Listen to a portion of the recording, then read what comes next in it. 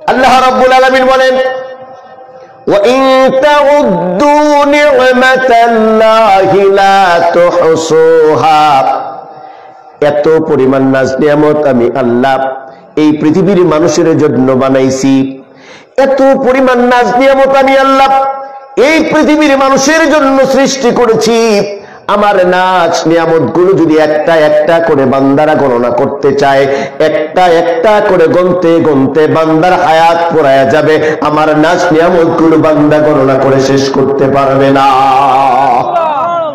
এত পরিমাণ নাজ নিয়ামত।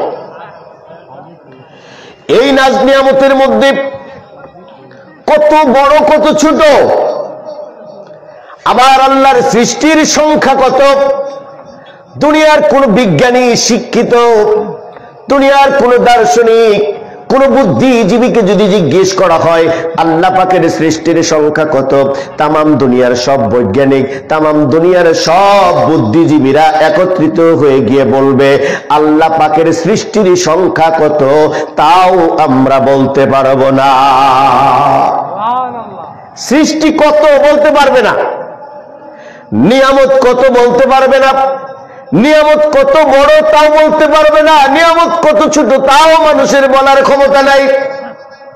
এত বুদ্ধিজীবী, এত জ্ঞানী গুণী মানুষ পৃথিবীতে বসবাস করে, এই মানুষেরা এটাও বলতে পারবে না আল্লাহ পাকের সৃষ্টির সংখ্যা কত, আর সৃষ্টির মধ্যে কোনটা সবচেয়ে বড়, বড়র পরিমাণ কত, আবার কোনটা সবচেয়ে ছোট, ওই ছোটটারই বা পরিমাণ কত, এইটুকু বলার ক্ষমতাও দুনিয়ার কোনো বিজ্ঞানী কোনো মানুষের নাই। এরপরেও তারা হয় বুদ্ধিজীবী, এরপরেও তারা হয় কবি, এরপরেও তারা হয় দার্শনিক। এইভাবে নানান ভাবে তাদেরকে আমরা লকব দিয়ে তাদেরকে ডাকতে থাকি। কিন্তু যত বুদ্ধিজীবী, যত কবি, যত দার্শনিক পৃথিবীতে আছে, সব কবি দার্শনিক সকল কিছুর ঊর্ধ্বে একমাত্র একজন, তিনি হলেন আমাদের আল্লাহ। তিনি কে? আল্লাহ। সেই আল্লাহ বলছেন ওই আকাশের মধ্যে এত সৃষ্টি আমি করেছি, কত গ্রহ নক্ষত্র সৃষ্টি করেছি, কোন গ্রহ নক্ষত্রকে আমি আল্লাহ সৃষ্টির শ্রেষ্ঠ করে বানাই নাই। এই পৃথিবীতে কত ধরনের প্রাণী জগৎ সৃষ্টি করেছি, কোন সৃষ্টিকেই আমি আল্লাহ শ্রেষ্ঠ করে বানাই নাই। একটা সৃষ্টিকে ওই আকাশ, গ্রহ, নক্ষত্র, চাঁদ, সূর্য, পৃথিবী সব কিছুর চাইতে শ্রেষ্ঠ করে বানাইছি।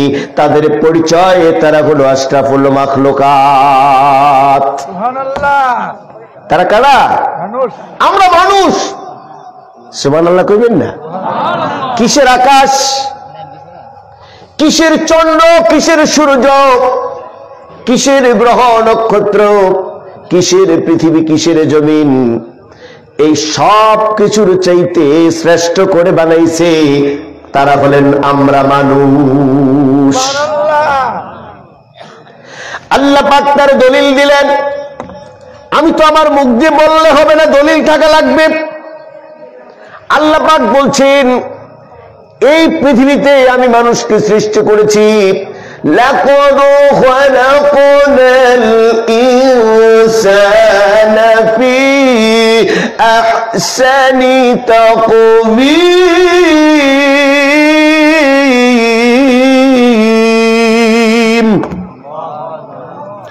এত সুন্দর অবয়ব দিয়া, এত সুন্দর নমুনা দিয়া, we have created the man with the best of marks। এর চাইতে সুন্দর অবয়ব দিয়ে, নমুনা দিয়া সৃষ্টির মধ্যে আর কাউরে বানাই নাই। সুবহানাল্লাহ। আল্লাহু আকবার। সুবহানাল্লাহ কইতে আপনাদের কি শরম করতেছে? এতক্ষণ যা বলতেছি এগুলো তো আমার, এই বৈশিষ্ট্যগুলো কার? এটা আল্লাহ আমারে দিছেন। চাইছি কোনদিন? কথা বলেন। হরতাল করছি, মিছিল করছি কোনদিন? না, কিছুই করি নাই। সেই আল্লাহ রাব্বুল আলামিন বলেন এই সৃষ্টির শ্রেষ্ঠ করে তোমাকে এই জন্য বানাইছি। ওয়ামা খালাকুতুল জিন্না ওয়াল ইনসা ইল্লা লিয়াবুদুন।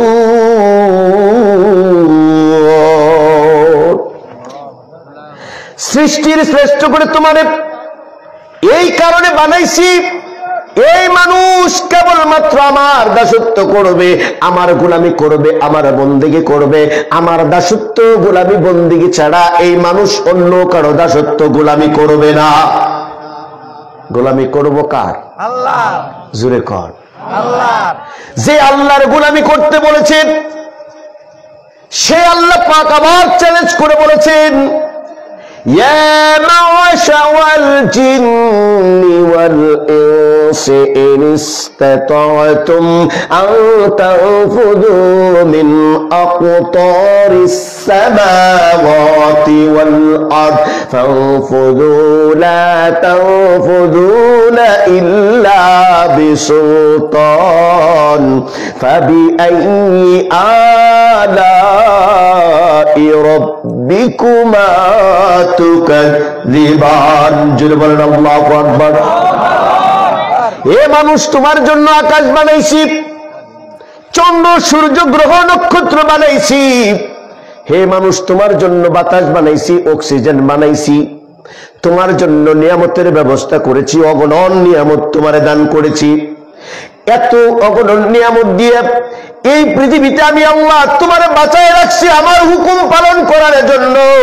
আর আমার হুকুম পালন করতে যদি তোমার ভালো না লাগে, আল্লাহ পাক ডাক দিয়ে বলছেন, বান্দারে আমার হুকুম যদি ভালো না লাগে, আমার আকাশ তোমার কাছে ভালো লাগে, সূর্য তোমার কাছে ভালো লাগে, চন্দ্র তোমার কাছে ভালো লাগে, আকাশ থেকে নাজিল করা বৃষ্টি তোমার কাছে ভালো লাগে, আমার সব নিয়ামত তোমার কাছে ভালো লাগে, কিন্তু আমার হুকুমটা কেবলমাত্র তোমার কাছে ভালো লাগে না। যেহেতু আমার হুকুম তোমার কাছে ভালো লাগে না, অতএব আমি আল্লাহর আকাশের সীমানা ছেড়ে বের হয়ে যা, জমিনের সীমা ছেড়ে বের হয়ে যা। আমার মুসলমান ভাইরা বন্ধুরা, বলেন তো দেখি, এই পৃথিবীর কোন মানুষের পক্ষে কি আকাশের সীমা ছেড়ে যাওয়ার সম্ভব কিনা? পৃথিবীর কোন মানুষ কি আকাশের সীমা ছেড়ে যেতে পারবে? পৃথিবীর কোন মানুষ কি জমিনের সীমা ছেড়ে যেতে পারবে? তার মানে পৃথিবীর কোন মানুষের পক্ষে আকাশের সীমা ছেড়েও যেমন যাওয়া সম্ভব নয়, এই পৃথিবীর মানুষের পক্ষে জমিনের সীমাও অতিক্রম করা সম্ভব নয়। কেন নয়? তার কারণ হলো আল্লাহ বলছেন, ফাবুদু লা তা'বুদুনা ইল্লা বিসুলতান। বান্দারে না না না, তোরা পারবি না। কেন পারবি না? তার কারণ হলো পৃথিবীর সীমা পার করে যেখানেই যাবা সেখানেই আমি আল্লাহর রাজত্ব চলে। আকাশের সীমা পার করে যেখানেই যাবা সেখানেও আমি আল্লাহর রাজত্ব চলে। আকাশের উপরে যাবা সেখানেও আমার রাজত্ব চলে, আকাশের নিচে আসবা সেখানেও আমার রাজত্ব চলে, জমির নিচে যাবা সেখানেও আমি আল্লাহর রাজত্ব চলে। সব জায়গায় কার রাজত্ব চলে? আল্লাহ। জোরে কর আল্লাহ। আমরা যখন দেখি আমাদের মুসলমান যুবকেরা, আমাদের মুসলমান বয়োবৃদ্ধরা রাত্রি বেলায় দিনের বেলায় চাষটল গুলোতে বসে বসে যখন আমাদের বৃদ্ধ মানুষগুলারে, যুবক মানুষগুলারে দেখি, যখন দেখি বৃদ্ধ বয়সেও চাষটলের ভিতরে বসে বসে টেলিভিশনের সিনেমাগুলো দেখতেছে, গান বাজনাগুলো দেখতেছে, বড় দুঃখ লাগে, বড় আফসোস লাগে। ও আমার মুসলমান বন্ধুরা, ভাইরা, যেই টেলিভিশনের সামনে বসে গান দেখতেছেন, বাদ্যযন্ত্রের বাজনাগুলো দেখতেছেন, আপনার ব্রেনের ভিতরে সংরক্ষিত হয়ে যাইতেছে। কিয়ামতের কঠিন মুসিবতের দিন যেদিন কায়েম হবে, আফসোস করবেন, সেই দিন পালাবার জন্য চেষ্টা করবেন। আল্লাহ পাক ডাক দিয়ে বলবে, আইনাল মাফার, আইনাল মাফার, আইনাল মাফার। বান্দা পালাবার কোনো রাস্তা পাবে না, বান্দা পালাবার কোনো পথ পাবে না। কিয়ামতের ময়দানে হাজারো চেষ্টা করে পালাবার কোনো পথ পাবে না। এই দুনিয়ার মধ্যেও যেমন পালাবার কোনো পথ পাওয়া যায় না, এই দুনিয়ার জমিনের সীমা যেমন ছেড়ে যাওয়া যায় না, আকাশের সীমা যেমন অতিক্রম করা যায় না, কিয়ামতের ময়দানেও মানুষ পালাবার কোনো পথ পাবে না। আল্লাহ বলছে, আইনাল মাফার, পালাবার কোনো পথ পাবে না, কোনো রাস্তা পাবে না। সেই দিন আফসোস করবা, তোমার ব্রেনের ভিতরে সব সংরক্ষিত হয়ে থাকবে। এই জন্যই নবীজি বলছেন, আন আবি হুরায়রা রাদিয়াল্লাহু তাআলা আনহু قال قال رسول الله صلى الله عليه وسلم يأتي على الناس زمان لا يبالي المرء ما أخذ منه من الحلال أم من حرام আমার মুসলমান ভাইরা বন্ধুরা আল্লাহর নবী বিশ্ব নবী মুহাম্মদুর রাসূলুল্লাহ সাল্লাল্লাহু আলাইহি ওয়াসাল্লাম বলেছেন এমন একটা জামানা তোমরা পাবা এমন একটা সময় তোমরা পাবা ওই জামানায় তোমরা লক্ষ্য করে দেখবা ইয়াতি আলান নাসি জামান লা ইউবালিল মারউ মা কাযা মিনহু মানুষের মধ্যে কোনো ভাগ বিচার থাকবে না রাত্রিবেলায় টেলিভিশনে ওই চাষটনের মধ্যে গিয়ে দেখবা চুল কাঁচা সেও টেলিভিশন দেখতেছে দাড়ি পাকা সেও টেলিভিশন দেখতেছে তার মানে মানুষের মধ্যে কোনো বাঁচ বিচার পাবা না এ মুসলমান বন্ধুরা আমার বলেন তো দেখি এই ধরনের সমাজ আমরা এখন পাইছি কি পাইছি না শুধু তাই নয় নবীজি বলছেন من الحلال أم من حرام من الحلال أم من حرام নবীজি বলছেন এমন একটা জামানা তোমরা পাবা ওই জামানার মধ্যে মানুষের মধ্যে কোনো হালাল হারামের পার্থক্য থাকবে না কোনটা হালাল কোনটা হারাম কোনটা বৈধ কোনটা অবৈধ কোনটা জায়েজ আর কোনটা জায়েজ নয় এটা মানদণ্ড করার ক্ষমতা থাকবে না এই জন্য তুমি দেখবা মানুষ তার জীবন ধারণ করার জন্য অর্থ উপার্জন করার জন্য মানুষ দুনিয়ার পিছনে এমন ভাবে হুমড়ি খায়া পড়বে দেখবা নারী পুরুষ সবাই মিলে একাকার হইয়া সুদে লেনদেন করবে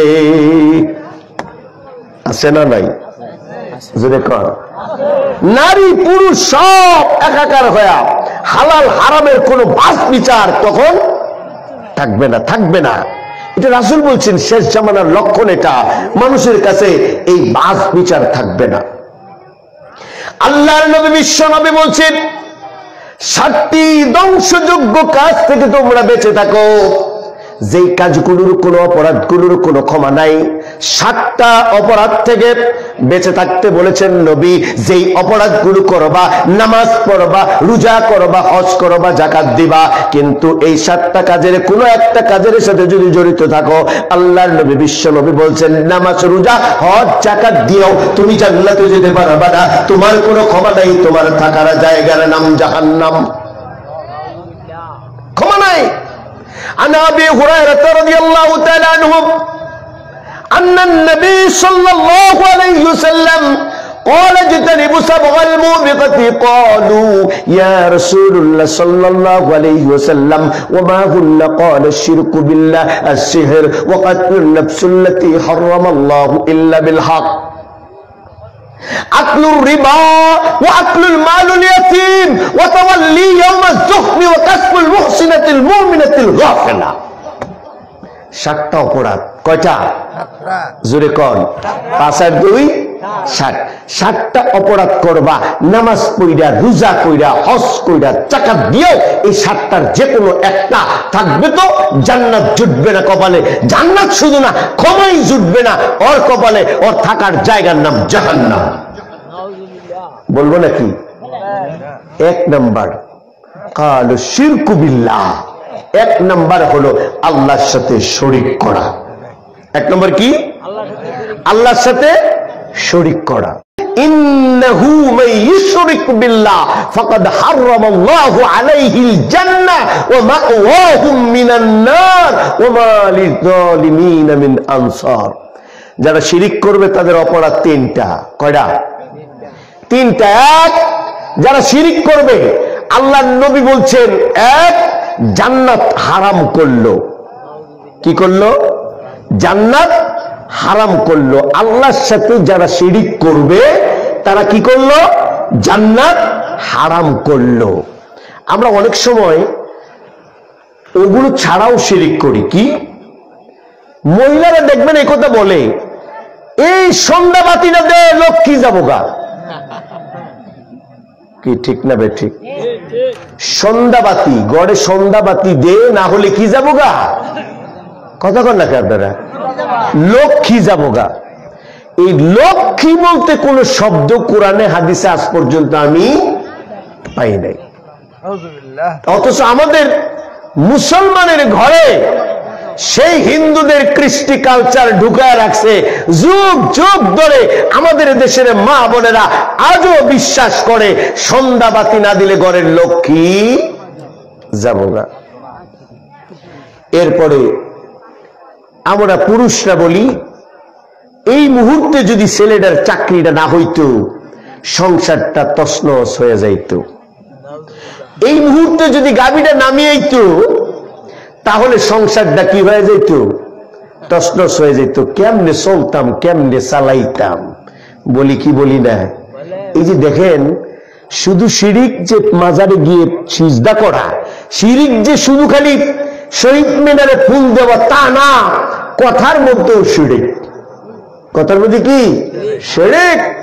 এই জন্য নবীজি হাদিসের মধ্যে বলছেন ফালিয়াকুল খায়রান, কথা যদি বলতে হয় সুন্দর কথা বলবা, আর সুন্দর কথা যদি বলতে না পারো আউলিয়াসমুত, তাহলে তুমি চুপ থাকবা, যাতে করে তোমার জিহ্বা ফসকে কোনো কথা বের হয়ে না যায়।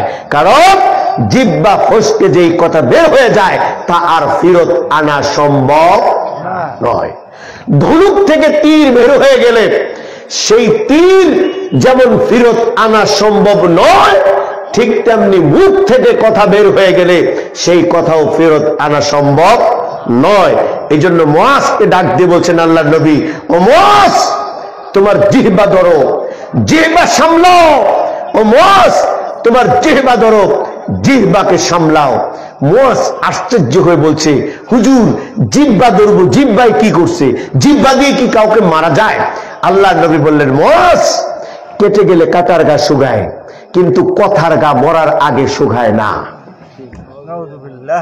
কোন জায়গায় কেটে গেছে শুকায় যায়, কিন্তু আপনি কাউকে কথা দিয়ে মাইরে দিছেন, এই কথার মাইর মরার আগেও শুকায় না।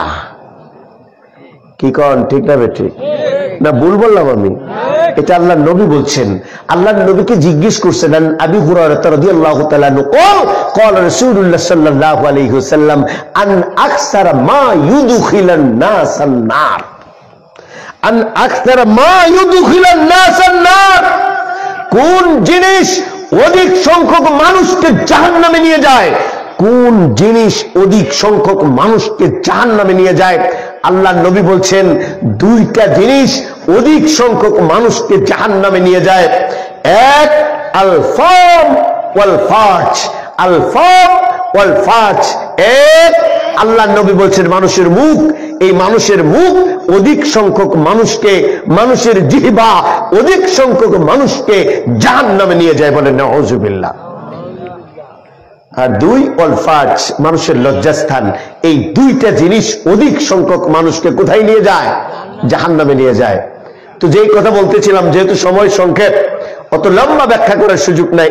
এক, যে শিরিক করলো, জান্নাত হারাম করলো। দুই, তার থাকার জায়গার নাম করলো জাহান্নাম। তিন, ওমা লিযালিমিন মিন আনসার, কিয়ামতের ময়দানে এই বান্দা কোনো সাহায্যকারী খুঁজে পাবে না। জোরে করলেন নাউযুবিল্লাহ। দুই, ওয়াসসিহর। আল্লাহর নবী বলছেন 7টা ধ্বংসাত্মক কাজের মধ্যে ওয়াসসিহর, জাদু বিদ্যা। 7টা ধ্বংসাত্মক কাজের মধ্যে 2 নাম্বার জাদু বিদ্যা। এই জাদু বিদ্যায় বিশ্বাসী আমাদের দেশের মা বোনেরা, আজও অজস্র মা বোনেরা এই জাদু বিদ্যায় বিশ্বাসী।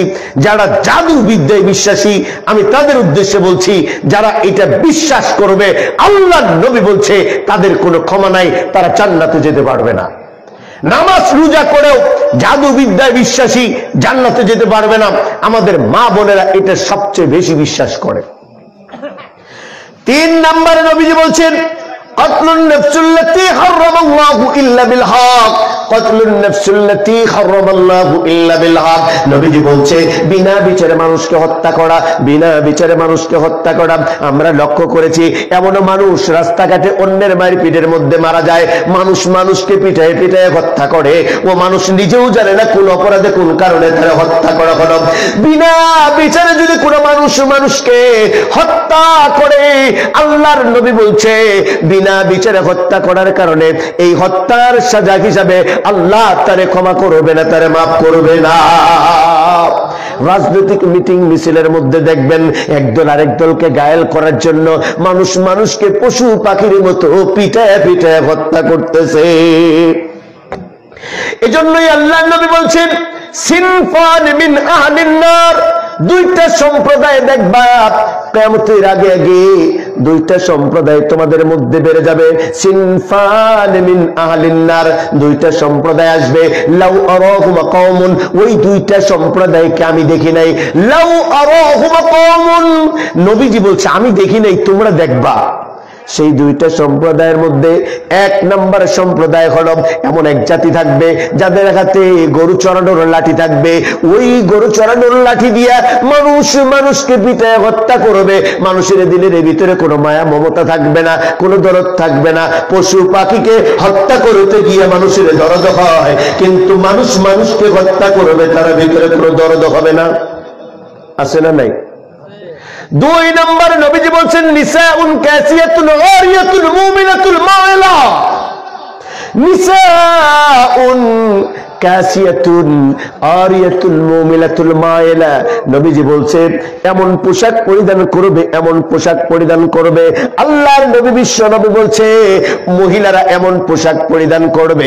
ইদানিং আপনারা লক্ষ্য করে দেখবেন মহিলারা আগেকার যুগের আমাদের মারা, নানিরা, দাদিরা, ওই নানি দাদিরা যেই বুরকাটা পরতেন আমি লক্ষ্য করে দেখতাম নানি দাদির বুরকাটা ছিল অনেক ঢোলা ডালা। নারী দাদির বুরকার ভিতরে দিয়া আরো দুইটা মানুষ আসা যাওয়া করা যাইত। কথা কোন ঠিক কিনা? বর্তমান মা বোনদের কথা না, নানি দাদিদের পিরিয়ডের দিকে একটু তাকায় দেখেন। আপনাদের নানিরা দাদিরা যে বুরকাটা পরতেন সেই বুরকাটা ছিল অনেক ডোলা ডালা। আর এখনকার মহিলারা যে বুরকাটা পরিধান করে এই বুরকাটা এক নাম্বার হলো খুব টাইট পিট। এমন টাইট পিট মাঝে মাঝে দেখলে মনে হয় এইটার ভিতরে বুঝে ঢুইকে তারপরে সিলাইছে, মনে হয় এটার ভিতরে আগে ঢুকছে তারপরে সিলাইছে। শুধু তাই না, আবার এদিক দিয়ে দুইটা পাকনা দেওয়া আছে, এই পাকনাটারে আবার টাইট করে নিয়ে এইভাবে করে নিয়ে পিছদা নিয়ে টান দিয়ে নিয়ে বাঁধে। তার মানে বান্দার মানেটা হলো কি নিসাউন কাসিয়াতুন আরিয়াতুন মুমিলাতুল মাইলা। একজন বলছে যে নারীরা থাকবে নগ্ন, না, সে ভুল অর্থ করছে। নারীরা নগ্ন থাকবে না, এমন পোশাক পরিধান করবে যে নগ্ন পোশাক, ওই পোশাক পরিধান করার পরে তার ভিতরে বাইরে যা আছে সবটাই বোঝা যাবে। এর নাম, এটাকে বলছেন নিসাউন কাসিয়াতুন আরিয়াতুন মুমিলাতুল মাইলা। আর এই পোশাক পরিধান করে মুমিলাতুল মাইলা পুরুষদেরকে নারীরা আকৃষ্ট করবে, যাতে করে পুরুষ তার দিকে তাকায়া জেনা করে। কোটি কোটি জেনার গুনার বোঝা নিয়ে এক যুবক কিয়ামতের ময়দানে উঠবে। কোটি কোটি জেনার গুনার বোঝা নিয়ে যুবক কিয়ামতের ময়দানে কিয়ামতের দিন উঠবে। এর জন্য দায়ী এই নারী। শুধু তাই নয়, ও রুউসুহুন্না কাআসনিমাতিল মুখতিল মাইলা, ও রুউসুহুন্না কাআসনিমাতিল মুখতিল মাইলা। মাথার চুলকে বেনি করবে, বেনি করার পরে মাথার উপরে এরকম চুলটারে উঁচু করবে। এটাকে বলছেন রুউসুহুন্না কাআসনিমাতিল মুখতিল মাইলা। দেখবেন রাসূল যেটাকে সম্ভাবনা বলেছেন, আমি দেখি নাই, লাউ আরাহুমা কাওমুন, আমি দেখি নাই, তোমরা দেখবা। সেই সময় ছিল না যেই কথাটা বলে গেছে। এই দাজ্জালের এই নমুনাটা আমাদের সমাজের ভিতরে কে ঢুকাই দিল? আমাদের মা বোনদের কে শিখাই দিল গো? সব মহিলাদের মাথার দেখবেন এখানে এমন ভাবে আপনার বুরকার এই চুলটারে উঁচা করে একটা খোপা করে বেনি করছে। এরপরে আবার এই মাথার মধ্যে এখানে বুরকার নামকরণ করে কি পরিমাণ তার কাটা যে মারে, এখন মনে হয় মাথা পুরোটাই তার কাটা। এইটা যদি কোনো কারণবশত রাস্তার মধ্যে হুচুট করে পড়ে যায় আর মাথাটা যদি নিচ দিকে খালি পড়ে, যেই পরিমাণ তার কাটা হ্যাঁ মাথার মধ্যে দিছে, মরার লেগে ওই তার কাটাই যথেষ্ট। আছে না নাই? কি খারাপ লাগতেছে আপনাদের? এটাই বাস্তবতা, এটাই কি বাস্তবতা। আল্লাহর নবী বলছেন, এবার আসেন 4 নম্বরে বলছেন আকলুর রিবা। এখন জানি সবার খারাপ লাগবে, সবার খারাপ না লাগলেও কারো কারো খারাপ লাগবে। আল্লাহর নবী বলছেন আকলুর রিবা, 4 নাম্বার আকলুর রিবা এমন একটা অপরাধ যেই অপরাধের কোনো মাপ নাই, এমন একটা অপরাধ যেই অপরাধের কোনো ক্ষমা নাই। আকলুর রিবা বলে আকলুর রিবা কি? আকলুর রিবা হলো সুদ খাওয়া। কি খাওয়া? সুদ খাওয়া। এ গুনার কোনো মাপ নাই। পৃথিবীর মধ্যে ধ্বংসাত্মক 7টা গুনাহ, 7টা বড় বড় অপরাধের মধ্যে এটাও একটা বড় অপরাধ, তার নাম হলো সুদ খাওয়া। আল্লাহর নবী হাদিসের মধ্যে বলেছেন 1 টাকা যদি 1 টাকা যে সুদের খায়, জোরে কন্যা কয় টাকা? আরো জোরে কোন কয় টাকা? 1 টাকা যে সুদের খায়, নবীজি বলছেন 36 বার জেনার গুনার চাইতেও জঘন্য শাস্তি হবে তার। কয়বার? 36 বার জেনা করলে যেই শাস্তি, তার চাইতেও কঠিন শাস্তি হবে 1 টাকা যে সুদের খায়। এরপরে নবীজি বলছেন 70 হুবান, সুদের 70টির অধিক শাখা রয়েছে। আইসারুহা আনকাহু উম্মা, নবীজি বলছেন সুদের 70টির শাখার মধ্যে সবচাইতে নিচের যেইটা স্তর, 70টি সুদের স্তরের শাস্তি, 70টা শাস্তির মধ্যে সবচাইতে নিচের যেই শাস্তি, ওই নিচের শাস্তি হলো আপন মাকে বিবাহ করা। সুবহানাল্লাহ না আলহামদুলিল্লাহ কইবেন? আরো জোরে কন্যা নাউজুবিল্লাহ, আরো জোরে কন্যা নাউজুবিল্লাহ। 70টা শাস্তির মধ্যে সবচাইতে নিচের শাস্তি নিজের আপন মায়ের সাথে জেনা করা। তো স্বাভাবিকভাবে সমাজের মধ্যে যদি কোনো একটা লোক জেনা করে, অমুকের ছেলে অমুকের মেয়ের সাথে জেনা করছে, যদিও ছেলেটা সম্পদশালী, যদিও প্রভাবশালী, এই ছেলেটারে সমাজের মাতবর বানাইবেন? কথার উত্তর দেন, আমার আর ওয়াজ লাগতো না। 3 ঘন্টা ওয়াজ নাই, 3 মিনিটের ওয়াজে কাজে লাগবে।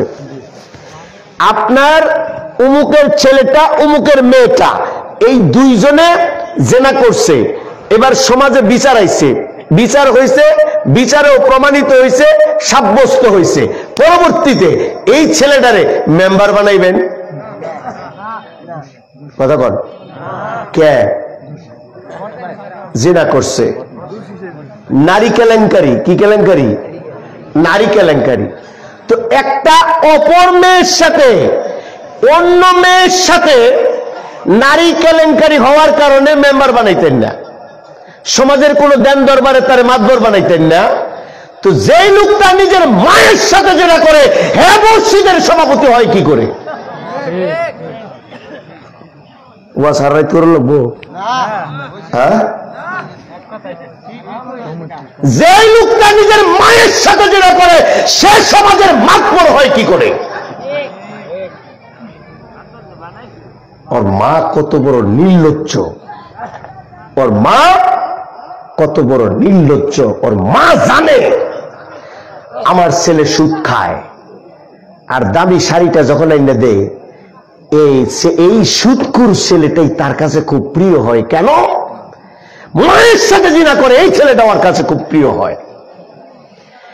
এরপরেও আমরা দাবি করি কি? আমরা মুসলমান, দাবি করি সহি হাদিসের লোক, আমরা আহলুল হাদিসের লোক, সহি হাদিসের লোক। কি সহি হাদিস গো? গড়ে গড়ে সুদের বাট্টার কারবার চলে, আবার হেরা সহি হাদিস করে বইরা বইরা জায়গা চিপতে কাটতে। আল্লাহ মাফ করে বলেন আমিন। জোরে কোনটা আমিন? এখন আমার বলা উচিত, বললাম আপনি আল্লাহ খাইন গিয়া, নিজের মাল লগে জিনা করবেন, যত মন চায় অত করেন। শেষ কথা আল্লাহ কোরআনে বলছেন, বলবো নাকি? ওয়াজানু বিহারবিন মিনাল্লাহ, ওয়াজানু বিহারবিন মিনাল্লাহ। যদি সুদ ছাড়তে না পারো, কিয়ামতের মাঠে আল্লাহ এবং আল্লাহর নবীর সাথে যুদ্ধ হবে, প্রস্তুতি নিয়ে কবরে আসো। কার সাথে যুদ্ধ হবে? কথা কন না কে? কার সাথে যুদ্ধ হবে? ওয়াজানু বিহারবিম মিনাল্লাহ, কোরআন দলিল। যদি এর পরেও সুদ ছাড়তে না পারো, কিয়ামতের ময়দানে আল্লাহ এবং আল্লাহর নবীর সাথে যুদ্ধ হবে, সেই যুদ্ধে প্রস্তুতি নিয়ে আসো।